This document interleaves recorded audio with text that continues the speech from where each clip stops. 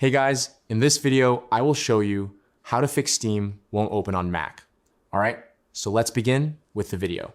If Steam is not opening on your MacBook and you keep seeing an error message when trying to launch the app, there are several methods you can use to fix the problem. Start by clicking the Apple logo in the top left corner of your screen and opening System Settings. From the menu on the left, select General and then scroll down to Date and Time. Make sure the options for setting the date, time, and time zone automatically are all enabled. Incorrect date or time settings can sometimes prevent applications like Steam from launching correctly. Once these settings are confirmed, you can close the window.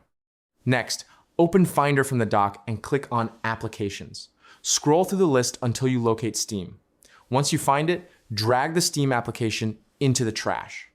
After removing the app, close the Applications window and click Go from the top menu bar.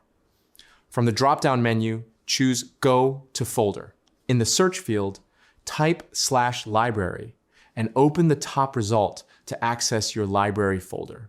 Inside the library folder, open Application Support and scroll down until you see the Steam folder. Select this folder and drag it into the trash as well. This step removes old Steam files and cache data that may be causing the issue. After deleting the folder, open your trash bin and completely empty it to remove all remaining Steam files from the system. Once that is finished, open your preferred web browser and search for Steam Download. Open the official Steam website and click the Install Steam button. After the installer downloads, open your Downloads folder and click Show in Folder if needed to locate the installation file. Double-click the Steam installer and drag the Steam icon into the Applications folder when prompted. After the installation is complete, open Finder again and return to the Applications folder. You should now see Steam listed there. Double-click the app and wait a few moments while it installs updates and finishes setting itself up on your MacBook. Once the update process is complete, Steam should open normally without any errors. And that's it.